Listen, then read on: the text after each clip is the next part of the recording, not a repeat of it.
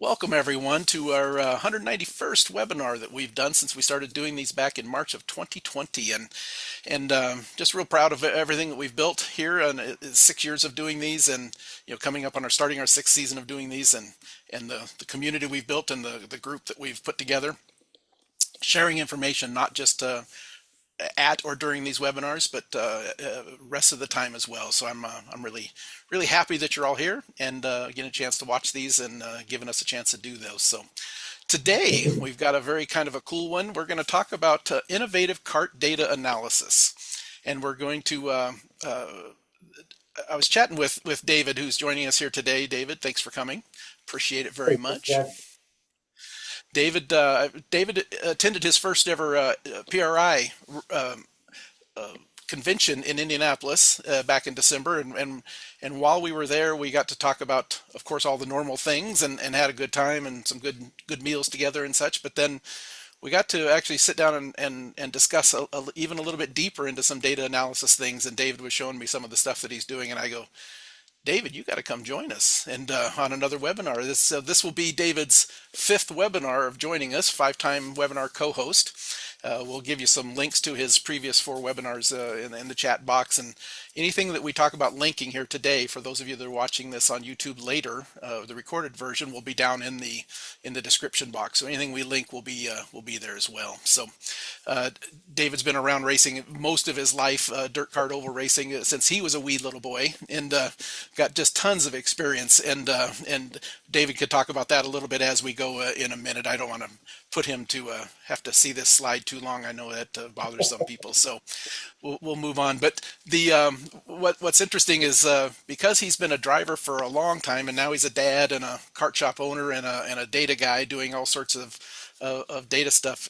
He brings to the table some interesting things where he's got that real deep knowledge of how they used to do things and how they used to solve problems and analyze the situations to get faster. And now he's got the electronic tools, but there was a path in there that got him where he's at, and we'll talk more about that one here in a minute. But David, let's talk a little bit about what KartSpeed does and how you're kind of changing dirt oval racing out there in your area in the Southeast. Absolutely. So what we like to focus on at KartSpeed is helping our customers get the most out of their equipment. We try to partner with racers all over the country. We provide data meetings, so they can send us data, and then we'll break them down. We'll break down the data, analyze it, and then have a Zoom meeting with them and kind of go over areas where we can see where we can have improvement to increase speed. If you like more reports where you can put it into your notebook, we can do data reports, and we can be also more hands-on with trackside data support, where we come out to the racetrack with you, and every time the go-kart comes off the racetrack, we'll pull the data file from the Micron, analyze it in your trailer, and then discuss ways we can improve and get faster in real time. And then we can also do test sessions. So we try to do everything we can to help our customers gain speed. Absolutely, and gaining speed is the reason for data analysis, right? And Absolutely. It's kind of a good tie here. It turned out. I mean, we made this plan back in December, but the new Micron 6 karting product shipped on Monday out to all of the dealers. I understand David got a big box that he hasn't even had a chance to open because we had to start this, so that's killing him. Probably right over behind him. So like 45 minutes ago. So David, talk a little bit about your theory on data analysis and how you're helping people. Well, so the popular opinion is oh, well, only thing I really need is a stopwatch, and which is great. Lap times are probably the most important thing. I'll give you that. But what the stopwatch doesn't tell you is how the lap is built. You can have 2 runs, and they can run similar lap times really close, even down to the thousands. But the way the lap is built is different. And that's where race data is extremely important, because then it allows you to focus your decision making on certain areas of the racetrack where either the driver's struggling, the go-kart's struggling, or we're having engine issues or something of that nature. that allows you to really kind of hone in on certain sections of the lap. And I get a lot of feedback from customers, because racing, especially oval car racing, we're looking at tenths and thousandths and hundredths. Most of the time these guys are looking for a half a tenth, 500ths or so, and I get some feedback because they're like, "How in the world do you?" On some of my YouTube videos, I talk about how we picked up a tenth here, or 2 tenths, or even 3 tenths, and they're like, "How is that even possible?" And the big difference is because most of the guys, they get a lap time and then they'll throw adjustments at the go kart, not knowing which area of the racetrack the go kart actually is hurting or struggling to get through. Where when we go and we look at the race data, we focus in. It might be 50 foot coming out of some one certain turn, or it might be the driver struggling to get into another turn. So it helps us really focus all the adjustments that we need to get the go kart, all the adjustments we need to make to get the go kart to perform at an optimum level all through the lap.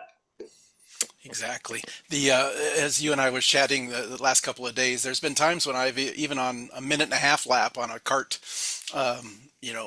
road course where the lap times are all within the same tenth, and the drivers kind of patting themselves on the back how consistent they are and all that. But then when you start to overlay the data, you start to see, well, they did this corner right, 3 of the 5 times, and then this one over here right a couple of times, and boy, then you can start to put it together and find 3 or 4 more tenths pretty easily. So I'm glad you're Absolutely. out there doing that. We're going to show some examples of how David starts to break this thing down and tries to find the small little areas, and with his laps that are 12, 14 seconds long, sometimes shorter, that looking for that tenth is a big deal. That's a couple of tenths is from the front of the pack to the teens, right, in qualifying. Mm-hmm. So it's important to find those little bits, and when you're finding the little bits, they add up. And for those of us that are racing, sports cars or motorcycles or something where they're running a 2 or 3 minute lap, this is just as valuable, because it's rare that when I people ask me to look at data, and you're looking to teammates or something, and it's rare that you find one corner that everything is gained. And sometimes the really fast driver and the fellow that's maybe half a second behind or something, it's nothing more than 500ths at a time all the way through this entire lap, right? And you got to be able to find that, and you got to isolate it out, and then understand maybe 50% of those he's doing the exact same thing wrong every time, right? And now you fix one, and boy, boom, you just gained half of the time, even though it was tiny little pieces. So, looking forward to seeing what this looks like. You and I, we met, got 4 or 5 years ago, something like that, right, David? I don't even Yeah. remember, but 2019, 2019. It was, yeah, I maybe think. it was, yeah, Yeah. a while back. And you gave me I don't know if it's a call or an email or something, and you said, hey, this is something that I've been looking at data. That you used to use Digitrons in the past when you were a driver, when Yeah. you were a kid, and started looking at some data. Let me jump into the data, and you can maybe talk us through a little bit of that story as part of this first example. We've got 4 examples we're going to give all of you, and we're going to just to we may spend 5 minutes on them. We may spend a little longer. Who knows? If you have questions as you see something or comments, throw them into the chat. Or if you have some sort of a little bit deeper question, make sure you open up the Q&A button in Zoom there, and put your question into there, and we'll be able to jump back and forth. We are in live data, so we can jump around a little bit, and David can answer some questions. So make sure you do that. David, give us a little bit of background on this particular test, and then a little bit of your background and knowledge of how you got into running data, and how you got to the point where you might find something like this. Absolutely. So most of the time when you go to a dirt kart race, 90% of all the racers there, for the most part, when they come off the racetrack, they'll look at 2 things on their micron. They look at lap time, obviously, and then they look at max RPM. And with the max RPM, that's where they start making the gear changes. Because depending on which class you run, you have a range of RPMs that you want your engine to run at, depending on again the class or your engine builder. And for us, this particular piece of data come from actually my son's best friend. His name's Everett Thomas. We were at a racetrack. We were at Southern Cartway one weekend, and we were running Junior Two, which is a restricted class. And so normally with these engines, we try to turn them anywhere between 5,800 and 6,000 RPMs. Okay, so this run comes from a qualifying, and Everett qualified, I think, second or third. He was about 4 or 5 hundredths off the pole. His dad came to me. He goes, "Oh man, I think the go kart's extremely fast. We turned like 6,300 RPMs," and he was ecstatic because he was like, "If we turn that many RPMs, the go kart's got to be fast. I'm about to drop 2 teeth off the axle gear, and we're gonna roll in the race." And he was like excited, like really excited. And I was like, "Okay." So we get back to the pit, and we have some time because it was the last qualifying. So we had about 15, 20 minutes before the races kind of started. So I was like, "Well, let's pull some data and let's kind of compare and let's take a look." Well, when we pulled data, we noticed something really, really important.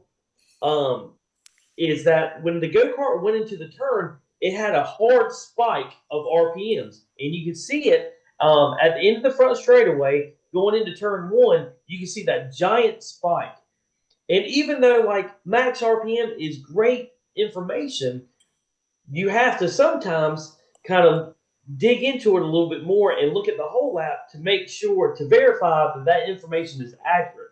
Well, that's not the right word because it was accurate because it did spin up that high, but it was not practical or reliable. Realistic to what the Right, card actually right. did on the average So, of the overall so lap.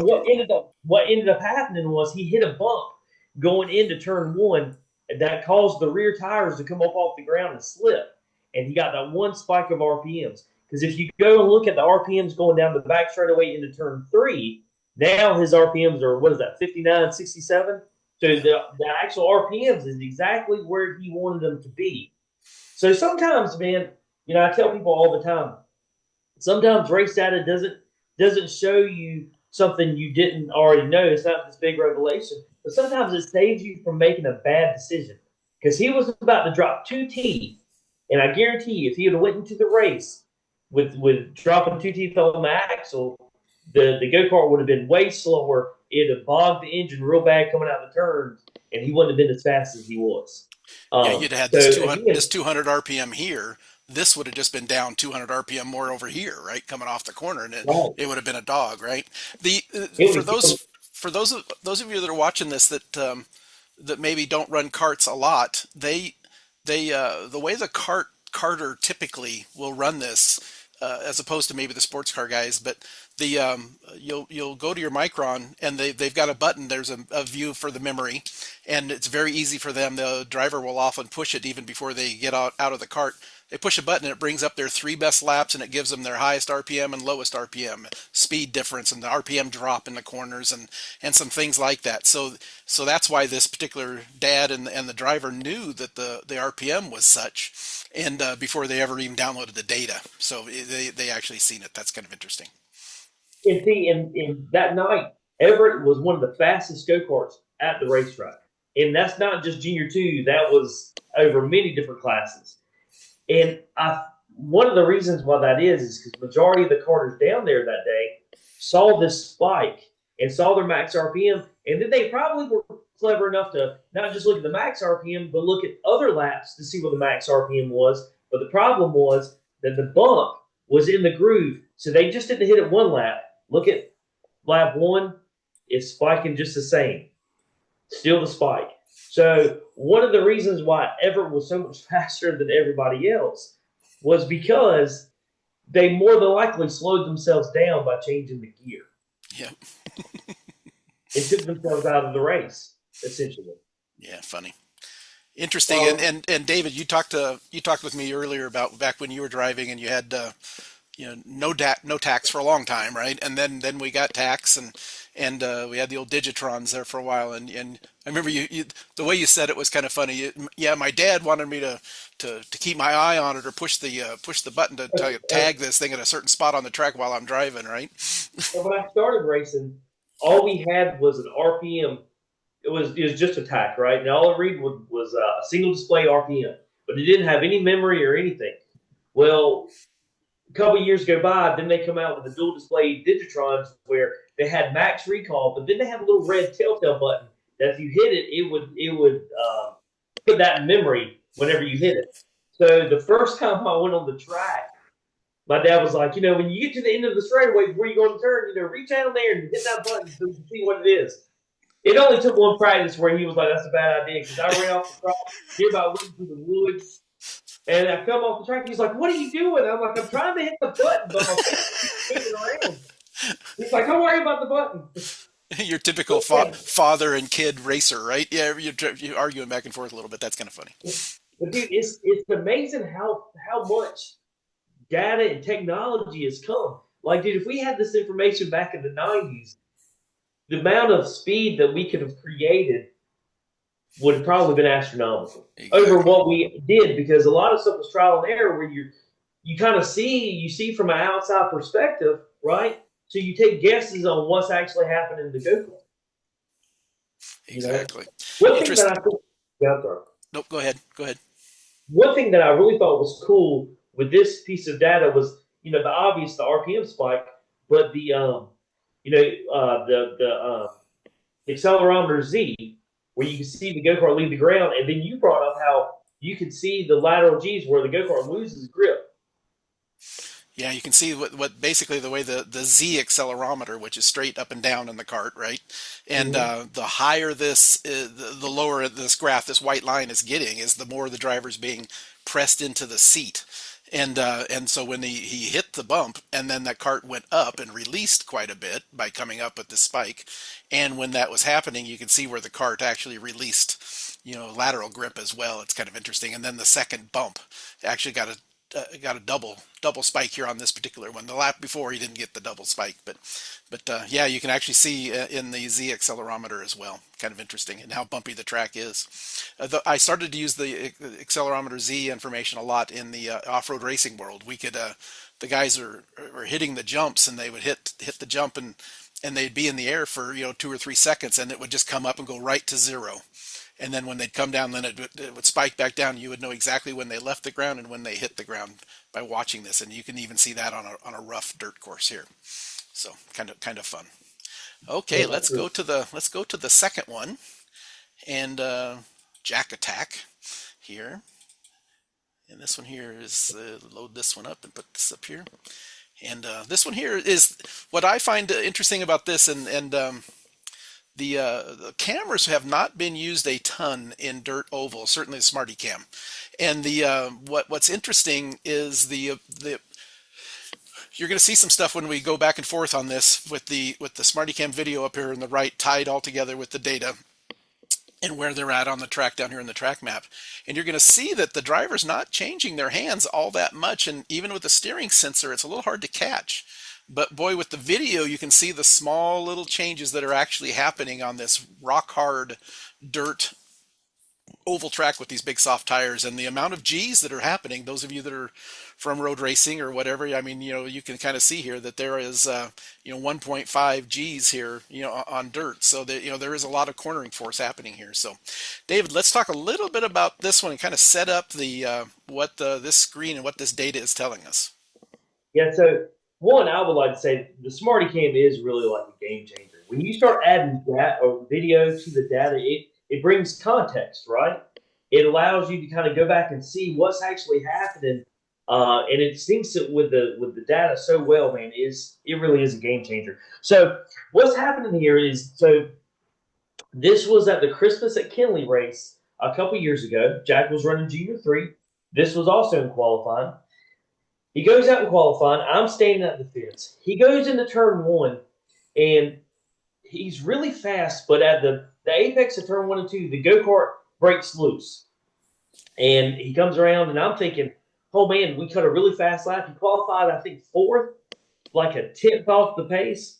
And I'm thinking, okay, well, if we could just keep the go-kart straight, we're going to be really fast. So I go to get Jack at the scales and put the go-kart on the stand, and immediately he's going, it's really loose at the apex of 1 and 2. If we can get the kart if we can just keep it straight, He said, we're going to be crazy fast. He was like, it's got so much speed down the straightaway.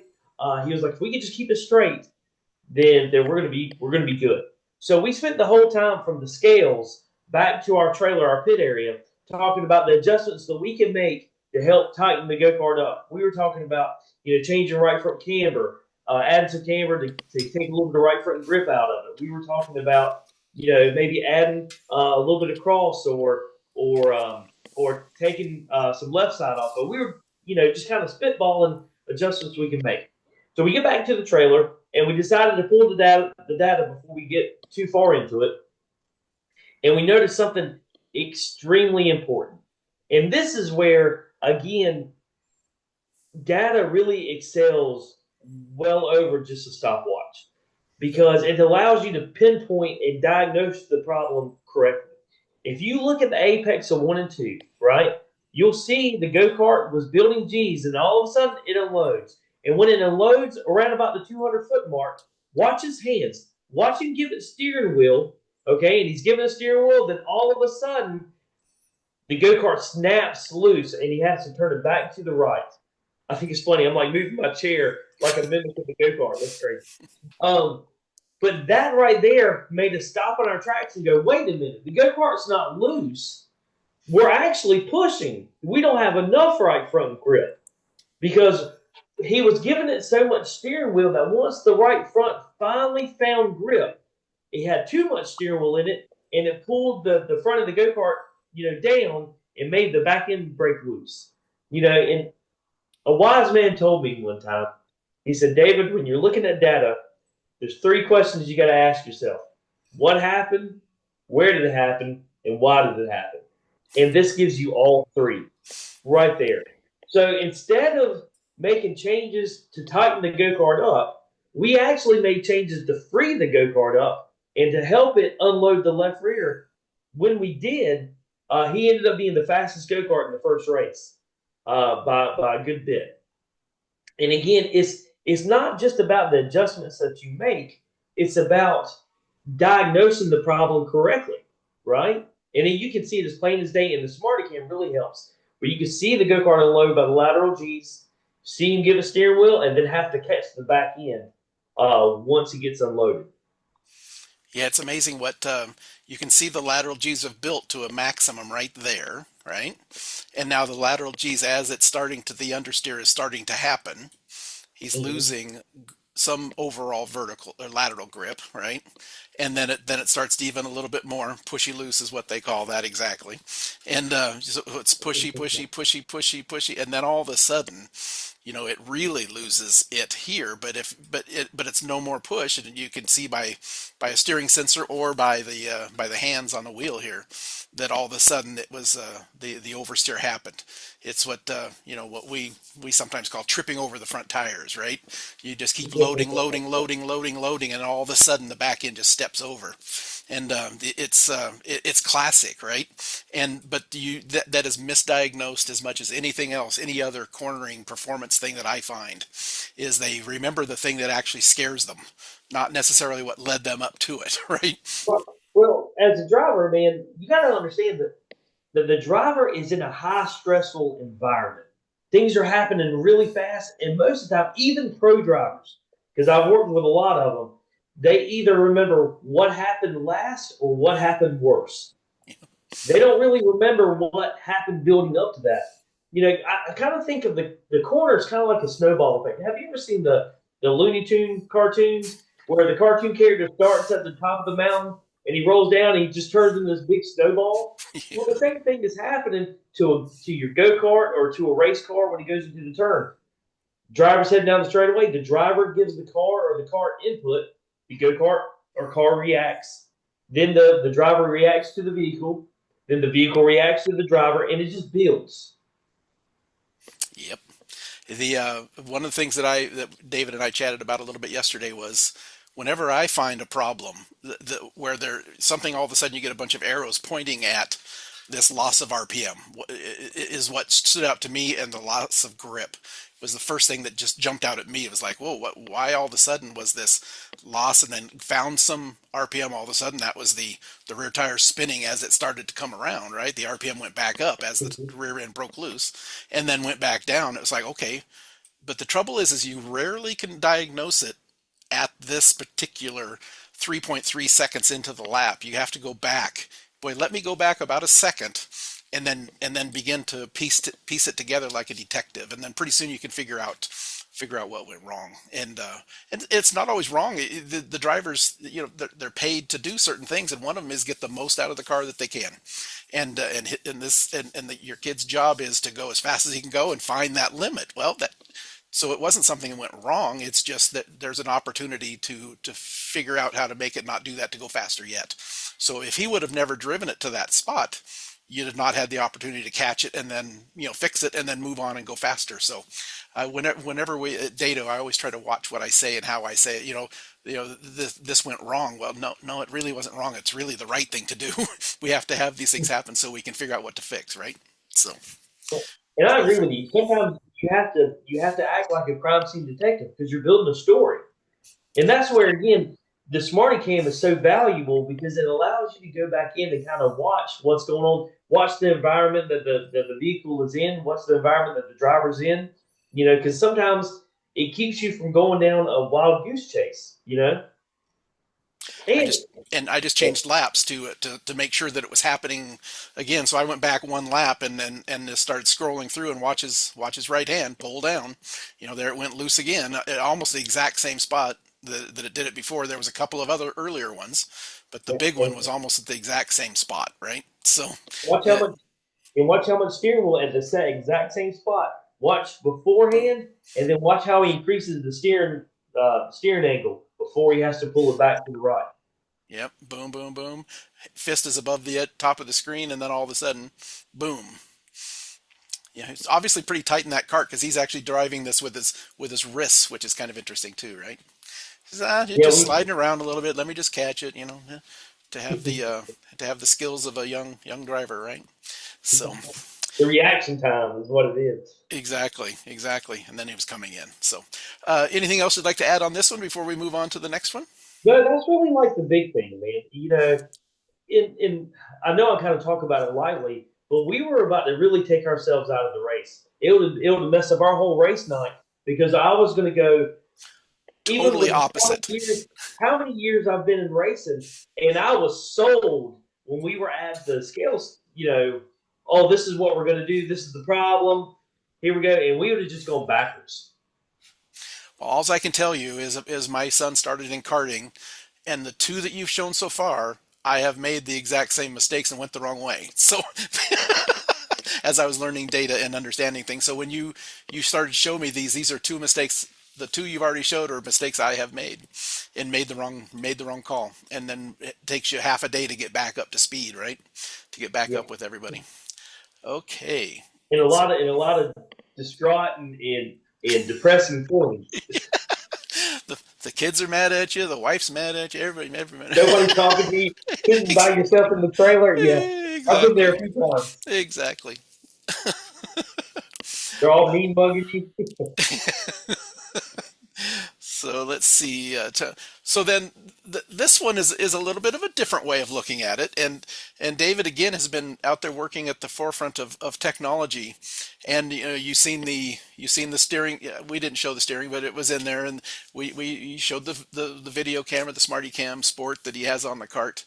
He also has some tire temperatures. And this is just another way of looking at the data. To understand what is going on with the tires. You got a little bit of a story behind this data set as well. Yeah, so one thing that I really, really enjoy about the AIM tire temp sensor kit is that it is on board. It is mounted to the go-kart itself. And why that is such a big deal is, so back, I'll give a little bit of a karting history lesson. So back in the mid to late 90s and early 2000s, the big thing in dirt car racing was parameters. Everybody had these big parameters with memory, just like they had in asphalt racing. And what you would do is is the go-kart would come off the racetrack, and while it was in line about to go over the scales, you would take all your temperature readings, and that's how you would make chassis adjustments, because that's kind of the go-kart's giving you a footprint of heat signatures of how it's using each tire throughout the turn. Well, in the early, well, I would say 2005, 2010, tire parameters kind of became less and less, and the reason being is because a lot of the tire manufacturers went to synthetic rubber. They weren't using natural rubber anymore. They were using rubber that had a lot more polyester in it. And the reason why they did that is because the tires dissipated heat quicker. So it would allow the tire to run cooler or cool down quicker down the straightaway. Well, because of this, when the kart come off the racetrack, nobody can ever get accurate readings anymore, so they quit using tire barometers. Well, now that we got onboard tire temp sensors, now we can actually monitor tire temps around the whole track. With every tenth of a I think it's every tenth of a foot, it will record the temperature. So you can watch the tire heat up around the turn, you can watch it cool down the straightaway, and it kind of gives you a lot of information to what the go-kart's doing, how it's using each tire, how it's loading each tire at different parts of the turn. In this situation, me and Jack were struggling qualifying. This was probably, I don't know, 3-4 years ago. And at the time, we ran through a horrible patch of qualifying in the back. I mean, we couldn't qualify to save our life. If we were on the Titanic sinking and you had to be good at qualifying to get on the lifeboat, we would have gone down with the ship. That's how bad we were at it. And so we were qualifying 14th, 15th, 16th. But when we get into the race, we would be one of the top 3 fastest karts in the race. And we would always claw ourselves from the back to the front. We would finish top 5, 3rd, 2nd, 4th. But the problem was we were always digging ourselves out of a hole. So we decided that after a Saturday event, we stayed over Sunday and we went testing. And one of the main things that I wanted to test was, if what we're doing with tires is right, how come we're fast later in the run and not earlier in the run? And when you talk to people around the racetrack, they'll give you different ideas. They'll say, oh, well, if you want to qualify good, you have to go to an older tire and use a lot more tire prep, a lot more chemical on the tire to bust a fast lap. Or you go to a fresher set of tires that have more grip that will bust a fast lap, or raise your tire pressure.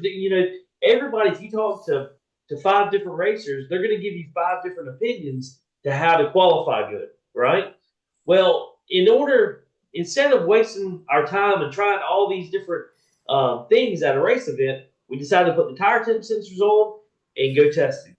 And what I found was I pulled up I made a channel report, and I looked at the tire temps on the outlap when the go-kart was leaving the grid, how hot the tires were. And then I looked at that whenever it started busting the fast time, how hot the tires were. And what I noticed was for the tires to run a fast lap, they had to gain anywhere between 16 to 22 degrees of temperature in them. And if you notice on the lap times, it started, 1350s? Yep. And then all of a sudden, it picked up 0.3 of a second. Now, 0.3 in dirt karting can put you dead last, or it can put you on the pole. That's a big deal in dirt karting. So it dropped 0.3. So what we discovered is sometimes you don't have to reinvent the wheel. We don't have to try all these different strategies.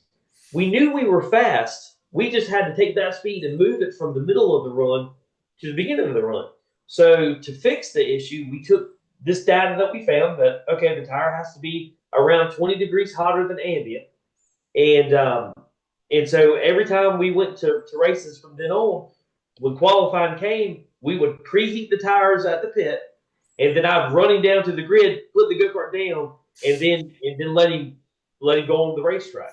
And we went from qualifying 13th, 14th, 15th, 17th to top 3 pole. It completely changed the way we qualify. And I didn't do anything different with tire pressure, tire prep, the tires we were running. I didn't even make chassis changes. All I did was just add temperature to the tire. It's funny you were telling me that you're back there in your trailer, kind of hiding things back, and you're not doing it with big electric generators and tire wraps and all that. You he's got a propane torch out there heating the wheel and the tire. That's pretty cool. Figure it out. Make sure it's worth a try. Right? What the heck? Give it a shot before you get too deep into this tire warming thing. So It, and again, this is where technology keeps you from going on again another wild goose chase, right? Because I could have wasted 5, 6, 7 different weekends trying. Okay, well, we tried an older tire, we tried a newer tire, we tried all kinds of different things. But using data and using the tire temp sensors, we went right to the source of the problem and just and eliminated what the issue was. the data gave you a hint on which direction to try something at least, right? And then Absolutely. boom, that you knew about how warm it needed to be, and let's give it a shot. And it turned out that it was the right thing. Matt says in there he wasn't heating tires; he was trying to get a bolt loose. That's the mentality of a racer that has to talk to the official, right? So the other thing that I think is kind of funny and kind of cool here that you have done is these tire temp kits for the Micron products come with 4 temperature sensors, and they're set up for the 4 corners, obviously. But in your dirt kart world, is that inside front tire is not doing a ton of work, right? So you took that one and you renamed it and pointed it down at the dirt temperature. So that I just wanted to make sure everybody understood what we're seeing, the 3 that are actually working, and then a track temperature, which is kind of a cool thing you did there. Right. I have tried them at the left front before, but what ends up happening is we're pulling so many G's that the left front gets so unloaded that it normally doesn't change. It doesn't build any heat at all. It stays about the same. So what I ended up doing was taking the left front temperature sensor and I mounted it on the Nerf bar, which is right behind the right front tire. So now I have a temperature of where the right side tires are running on the racetrack. The And groove Matt that you're pointed using. this out too. So on this run, it was partly cloudy, you know, and so during this whatever 3 minute run, the sun come from underneath the cloud out, shine on the racetrack enough to bring it up 2 degrees Yeah, especially in the middle right of at a the run. end. Especially right at the end. A little bit Yeah, there on that one lap when you went over. And the other thing that's interesting before we move on to your last example, that I left it open the way that you had it set up, but the maybe that we're kind of focusing on the entire lap and the averaging of the entire lap. But let's say that the track is different on the 2 ends. We've got this red segment over here and this blue segment here.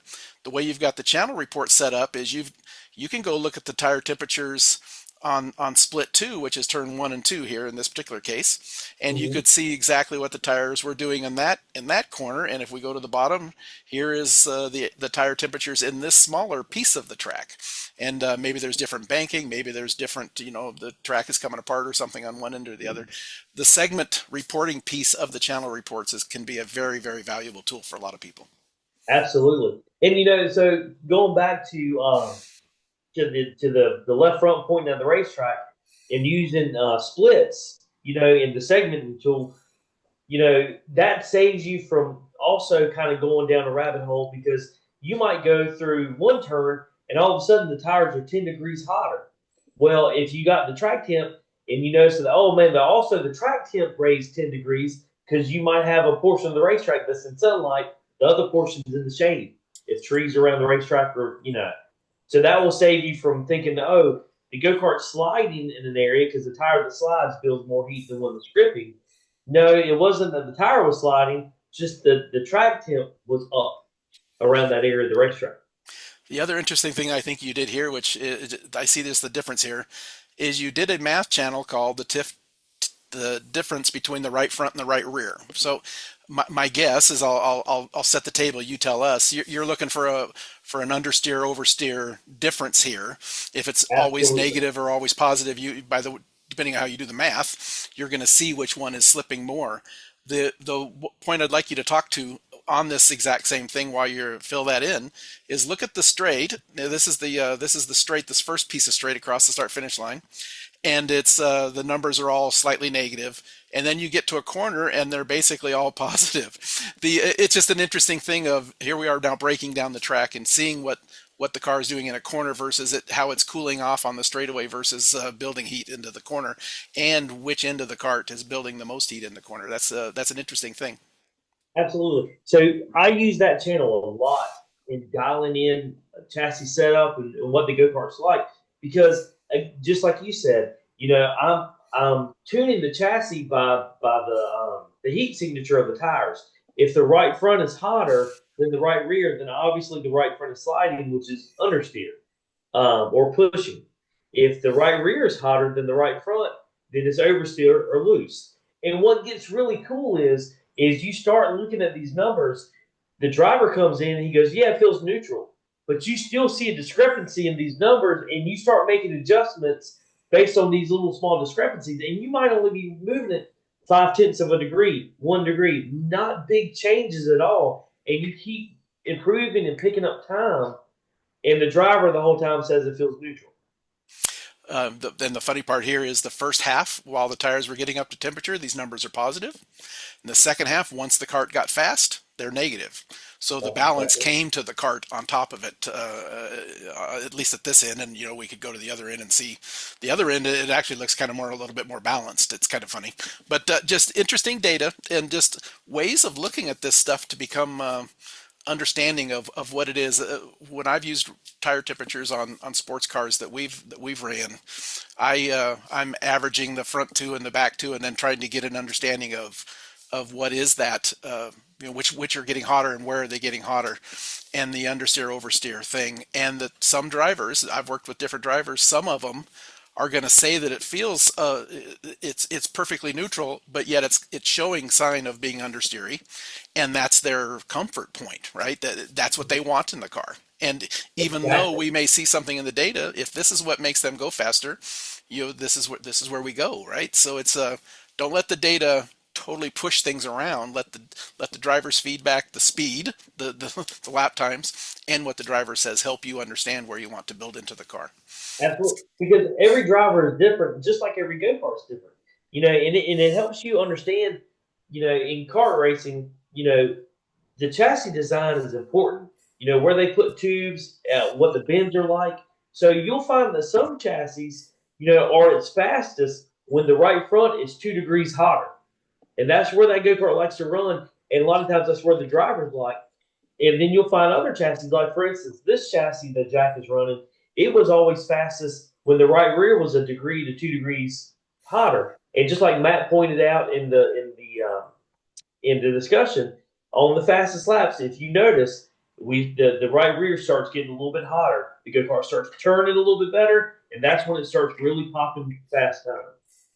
And then it gets a little bit too warm, and then it goes the other way, right? Then it goes the other way. That's exactly right. Darn it, it's never easy.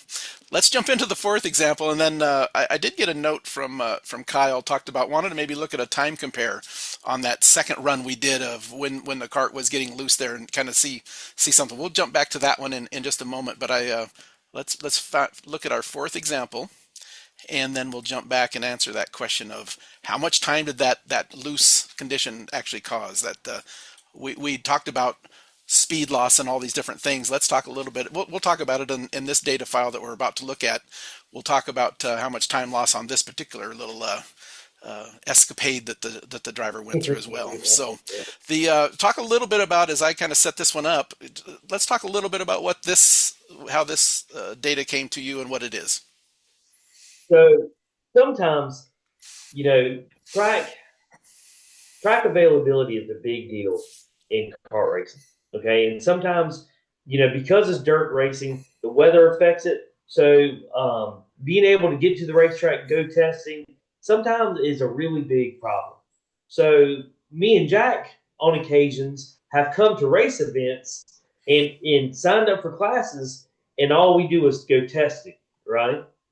Because the track is worked in, the weather might be right, and so he was in the practice. We had the tire temp sensors on. We were running the Smarty Cam, and the big thing that I thought was pretty nifty that you could really see is if you look at his outlap on lap number one, it wasn't his outlap. I'll tell you that.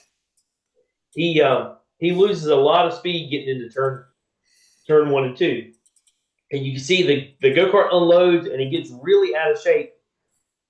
You can even see the tires build up a lot of heat, and look how much steering wheel he's having to take out of it. And the go kart gets really out of shape.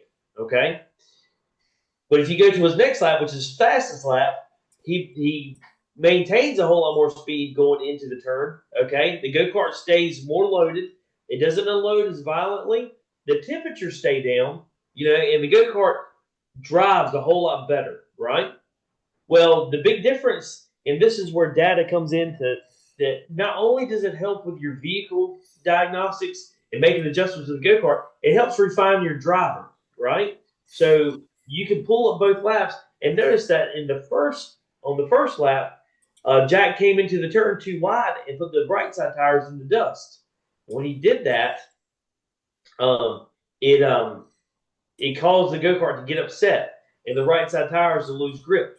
So you can see how much wider he was going into the turn, and look how badly it upset the go kart. So not only do we look at, okay, how can we make the go kart faster? How can we make the driver faster? And this is one of those teaching moments that, okay, the reason why he lost a lot of speed is because went into the turn a little too high. Yeah, when I first looked at this, there's a couple things. Number one, I thought, well, maybe he just went in really super fast, but in reality, there's the entry to the corner, right? Where, yeah, the blue lap is slightly quicker, but 0.6 of a mile per hour, right? Not very much. Okay, well, that probably didn't cause the problem. And then you start to look at it a little bit closer, and he just misses the corner just a tick, right? As you just mentioned, and then you're up into the dry stuff, and then you're off and running. And but the funniest part is let me turn off the one good lap here. I first looked at this. I'm going to just bring this out a little ways, and we can kind of look at him taking off out of the paddock area and heading out from your trailer and out onto the track. It was kind of funny. David sent this data, and we hadn't talked yet, and I opened this up and I'm looking at it, and what I thought Jack was doing was warming up the tires. I thought he was out there and he was wiggling the wheel, and so here he goes and he's coming into this corner, and then I see the laterals going. I see the temperatures coming up all of a sudden on the tires, and I thought he slid it on purpose just to catch it because I watched the video, and you can see his hands. You can see him drive into the corner, and if you're looking at both of his hands here, and as he drives in, he just pitches it sideways and catches it a little bit, and then again and again. And I thought, oh, okay, well, he's just getting some temp in the tires. And then when David explained that no, he went out and hammered down into the corner, and it just didn't stick, right? He was like, oh. So the interesting thing here is, and I'm going to zoom in a little bit, quite a bit more on this, is here is the temperature as he's coming up to the end of that front straightaway. The temperatures of the right front tire and the right rear, for pretty much the loaded stuff, right, is 109 on the right front and 107 on the right rear. And then as this little problem happens, and he starts to build some temperature, first the right rear gets hit pretty hard. It's all the way up to 117 from the 107, so it gained 10 degrees really quickly. And then the right front, it had two oversteers, right? It had an oversteer, then there was a big push, and then there was an oversteer. So during the push, the right front built a lot of temperature, 128 compared to the 108, gained 20 degrees in one big understeer moment, and then got loose again, and then that's the right rear got a little bit temperature again and off and running. So what I thought was a driver doing something on purpose. Nope, he just it just got super loose all of a sudden. And David, then you caught this little thing here where it was starting to lose the laterals, and you can see the RPM was coming down with it, and as it really got loose, boom, it started to spin the rear axles. The RPM came up a little bit as well. Kind of interesting. Absolutely, Kind of absolutely. interesting. And And that's just another. Yeah, sorry. the no, I just wanted to kind of maybe handle a little bit what Kyle was asking on this particular lap. Let's go out to the full lap again, and let's add a second lap, the best lap of the run. And here we do have a time compare bar, right? So so we've got this one. It looks like a huge amount of speed, but these are 2 mile per hour grids, right? So while it's not a ton of speed compared to what you might think from the visual, we get into here and we're talking 8 miles per hour, right? Ish. And, but boy, it goes from being, you know, right on the money, very, very close to, boy, but once it gets up to all the way to the next time the driver turns in and starts to lose some speed again, it lost 70, 3/4 of a second in that one lurid slide up the track, right? So there's that time compare is a tool that we use in all forms of motorsports with this analysis stuff. So it's kind of interesting. And look how much the go kart stayed loaded on the exit of turn two on the fast lane. Look how much more G's is pulling because it got Yeah, into the way better. Look at that. exactly, Yeah. And exactly. and I have always found when I'm doing data analysis, the first thing I'll pull up is my speed channel, and then I'll look at where's the slowest point of the racetrack. Because if you can fix the slowest point, that's where you're gaining a lot of time. Not so much the fastest point of the racetrack, but the slowest point. So it kind of answers the question of where, you Yep. know? Then the why and then the how, right? Absolutely. Back to the old statement, right? So it's kind of interesting. Kind of fun. And then the temperatures, once he got it calmed down and was actually driving correctly, you can see where the right front jumps up, fairly right about here in the middle where he's really peaking down.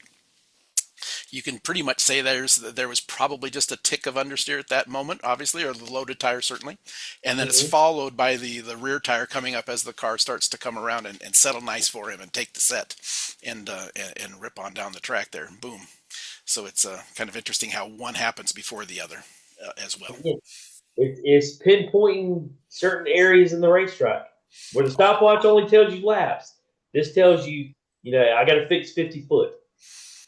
and the many as we kind of close this one down, many dirt kart ovals, certainly karting generally, you're working with a driver that may not have a ton of experience, and they can tell you that the cart, yeah, it's not right, yeah, Dad. It's doing, I think it maybe is doing something like this, right? But just this addition of the Smarty Cam and looking how Absolutely. it's releasing and which end is hooking up where, boy, it really gives you a huge advantage. Not that the kid isn't there doing that, but if a kid wants to do this as a profession or get very, very good at it, having that data and understanding how to put what they're feeling into words because of the data and take the right approach right off the bat to be able to give good feedback to you later or to somebody else that they're going to drive for in the future. It's boy, understanding what is happening here for them to learn that and get that into their mind and understand the chassis so much better is really important. Well, I will tell you this is that from a dad that has kids racing, is that when we started really using data and using the Smarty Cam, I saw Jack's racing IQ accelerate tremendously because he was able to put what he feels on the racetrack, see it on the graph, and then watch on the Smarty Cam and start marrying all those together. And once that starts happening, they start really learning at a rapid pace. And you're an advantage that you had race carts for a long time, so now you're looking at the data and watching the video, and you can put those two things and marry them together. So you Exactly. guys are really on the right page, right? Some dads that get into this, they don't have that feeling, and so it's a little bit longer learning curve, but it can certainly be overcome even if you don't have that experience. So Yeah. Don't know how scary it is when you turn the wheel and it doesn't hurt. You just keep going straight. yeah, that's not a good thing. That's not So a good feeling. exactly. Okay, let's jump in and kind of close this one down. I think this has been fantastic. I hope those of you that are watching have gotten some little tips and tricks from probably a different form of motorsports than what you're used to, but start to understand it. I know I've talked to Matt a little bit, who is working with David off and on, and I think David first called Matt to try to get some information out of him, and it turned out the other way around. Matt was grabbing information from David, and Matt was going, oh, well, yeah, I see you're doing that in a different way than I've ever thought about it because of the need of tiny little differences and all super very much high lateral G's and short time frames that it has helped Matt do some things that he wants to learn Yeah. and do. So that's kind of cool. One one of the biggest growth points for me over the last probably couple of years is what you just talked about. Me and Matt started sharing data, and Matt doesn't car race. He races cars on road courses, right? So it's a different genre of motorsport altogether. And I learned so much because I'm able to go, well, Matt, what are you seeing in the data? And looking at some of his data files and seeing how he interprets and perceives data and how he breaks it down, I started applying that to the way I do data and back and forth. And it's made me, it just grows you because you can, again, understand his type of thinking when he's kind of looking at the graphs and how he's viewing it. And Absolutely. it was really, really, really good. Nothing has taught me more than talking with people that do different forms of motorsports that have helped me understand how to teach others how to look at data. It's been very powerful for me.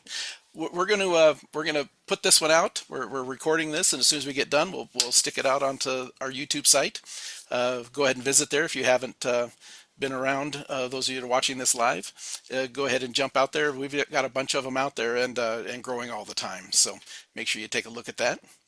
Customer support. We're a customer support company that happens to sell racing electronics, as we like to say. And with the new Micron 6 coming out very, very soon, it's gonna be even more fun. We're wait to learn a new piece of hardware. David's got a bunch of them he's going to be playing with all night tonight, and not getting any sleep. But give us a call if you have any issues that you'd like to help us answer for you. Make sure you give us a holler. We want to make sure you get the best bang out of your buck of your AIM data. So give us a holler.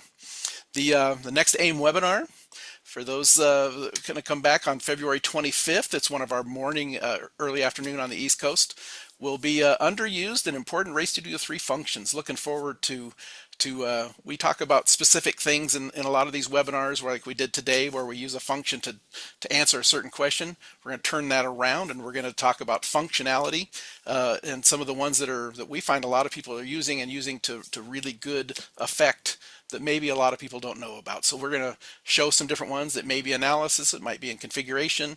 If you have anything that you would like us to add in there that you like to use, make sure you email it to me. I'd love to add a couple more. I'm trying to get up to around 20 of them that we can hit kind of a rapid fire and just show the power of some certain functions that maybe not everybody is using all the time. So do that. David, a little bit of contact information. KartSpeed Solutions. David's the owner, of course. There's his phone number. There's his website and email address. David is real responsive. This is what he does, and he's visits with people all over the country about this kind of stuff, and is at racetracks almost every weekend. He's got a brand new big shop he's sitting in right now that where he works on and builds karts and helps a lot of racers. David, give us a little bit of information. I think Matt has put out your Facebook page and your YouTube page and Instagram. But is there anything we didn't cover that you wanted to give us a holler about? No, you actually covered all of it. Yeah, if you want to contact me, I'm more than happy to help anybody. Just give me a call, or you can email me, or we have a contact form on our website. Go our YouTube channel if you're really in to dirt kart racing and you want to learn more. Our YouTube channel has a lot of great videos and a lot of good information. But yeah, you did a great job, Roger. I can't add anything else. You did fantastic, and as you can tell by his accent, I think he's from the Boston area. I think that's where you're from, right, David? Somewhere up in maybe not. Maybe not. David's down, I think, South Carolina, right? South Carolina. So, but give David a holler, and yeah, Boston, South Carolina. There you go. Give David a holler if you have any questions. That my email address is there as well. If you want to give us some information about the next webinar, we're going to talk about those underused functions. So, thanks everybody for coming. I appreciate it. It's been a really good one, and another one we're proud to present. And thanks, David, for doing your 5th one now. I know it's a lot of extra work and a lot of stress and everything, but it is good for everybody, and I appreciate it very much. So, thanks everybody for coming. I appreciate it, and we'll look forward to seeing you all on the 25th for the next one. Talk to you guys soon. Bye bye. Thank you, Roger. Bye bye.